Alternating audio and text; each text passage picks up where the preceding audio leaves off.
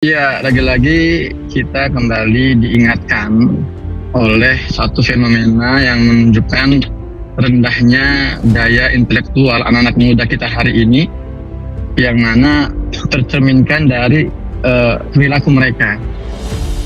Ketika sensitivitasnya hilang, kemudian dengan tanpa bersalah mentertawakan puluhan ribu nyawa, meskipun yang mereka tertawakan adalah boykot, tapi pada dasarnya mereka sedang mempertawakan puluhan ribu nyawa yang dibantai secara sadis dalam genosida Israel di Gaza, dan itu mereka tunjukkan dengan masa bangga tanpa ada penyesalan.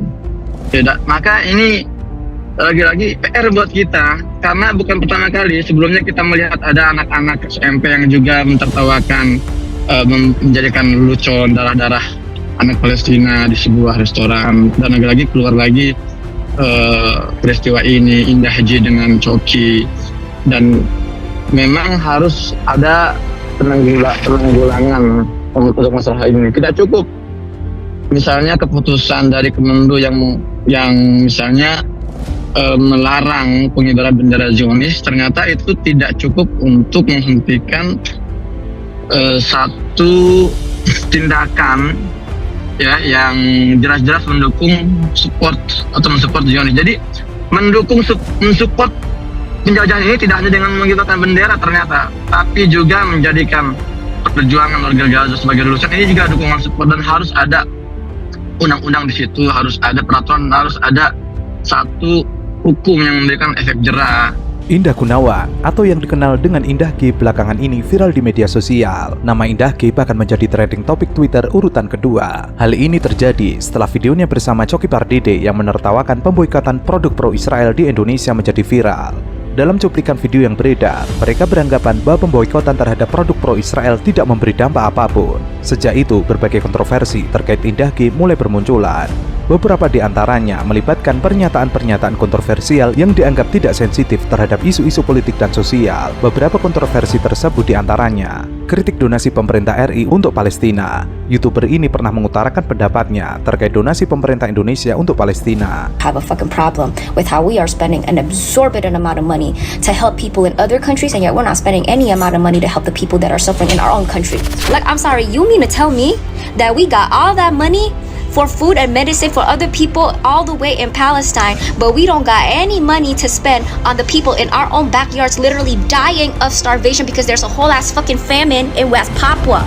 Diketahui pemerintah Indonesia menyumbangkan bantuan sebesar 31,9 miliar rupiah kepada rakyat Palestina. Meskipun Indah mengaku tidak keberatan terkait uang rakyat yang digunakan untuk membantu Palestina yang tengah mengalami peperangan, ia berpendapat bahwa kondisi masyarakat di Papua Barat yang kelaparan lebih perlu untuk diprioritaskan. Bahkan, video tersebut ditanggapi oleh Deddy Corbuzier atas pernyataan yang kontroversial tersebut. Karena video itu, Indah G akhirnya minta maaf karena ucapannya berakhir salah alamat soal pemerintah sudah mengalokasikan dana bantuan ke masyarakat Papua. Kedua, sebut Indonesia miskin kosakata. Pernyataan kontroversial Indah G yang kedua adalah menyebut Indonesia miskin kosakata. Saat podcast dengan Cinta Laura, Indah mengutarakan pendapatnya tentang bahasa dan budaya Indonesia. Ia menyatakan bahwa bahasa Indonesia sebenarnya adalah bahasa yang miskin kosakata, terutama jika dibandingkan dengan bahasa Arab dan bahasa Inggris. And then with Indonesians, it's usually like, You scratch the surface. yeah, My Indonesian has gotten exponentially better over the course of the last 4 or 5 years, and it's in part due to the fact that I did exactly what you did, meaning translate English to Indonesian via Google Translate. But by doing so, a lot of people have actually mentioned that they feel like the way I speak, the way I convey my opinions is very structured, and I think it's because I do use the English template. bahasa Indonesia itu sebenarnya bahasa yang miskin kosakata, and it's very true, especially compared to languages like Arabic, English. You have the cultural convenience. How do I relay something as quick as possible, as convenient as possible, because I'm lazy? I'm sorry, but that's true. Ia juga menyebut bahwa masyarakat Indonesia memiliki kecenderungan malas untuk berbicara dengan banyak kosakata.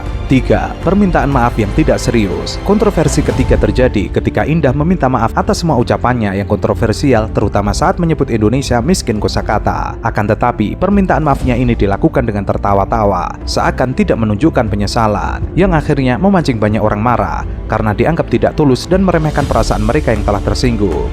4. Mengkritik pendidikan Indonesia. Indah kembali menjadi sorotan ketika mengkritik sistem pendidikan di Indonesia yang masih menerapkan budaya hafalan. Ia menyebut sekolah-sekolah negeri mengajarkan hafalan Al-Quran dan membuat siswa mudah diatur tanpa memahami cara berperilaku demi kebaikan mereka sendiri. Indah Ki juga sempat mengkritik dokter saat ditanyakan konsesnya mengenai pemeriksaan alat kelamin akan berpengaruh ke selaput darah. Yang menjadi kontroversi adalah bagaimana ia mengatakan dokter yang menanyakan konsen itu kurang pendidikan. Dalam podcastnya bersama Boy William, Indah menyatakan bahwa ia setuju dengan legalisasi aborsi dalam segala situasi.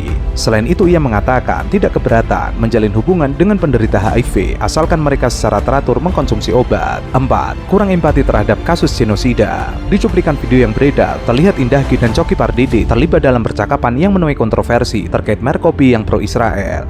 Do you still drink Starbucks? Almost every day. Gue juga nggak mau mempersulit diri gue dengan nggak bisa minum kopi enak. Yang mana gue tahu dengan tidak minum kopi itu juga nggak akan mengubah apa-apa. Lo ngerti nggak sih maksud gue? Tanya nih ya, gue mau nanya ya. Go ahead. Lo tahu lagu Heal the World? Michael Jackson, yeah, of Make course. it Better place. Makin hancur kan dunia setelah lagu itu keluar. Nggak ada, men. Percaya sama gue. Lagu We Are the World. We are the world. We are the... Makin hancur dunia. Nggak ada. Come on lah, ayolah. Michael Jackson kalau tahu hidup lagi dia dari kuburan, yakin gue. Oh no. Indah Ki bertanya kepada Coki apakah ia masih suka minum salah satu merek kopi yang diboikot karena mendukung aksi agresi hingga genosida Israel ke Palestina. Jawaban Coki yang menganggap remeh gerakan boikot tersebut disambut dengan tawa terbahak-bahak oleh Indah Ki. Bahkan Coki Pardede menyebut bahwa gerakan boikot tersebut tidak berdampak signifikan. Keenam, legalisasi LGBT.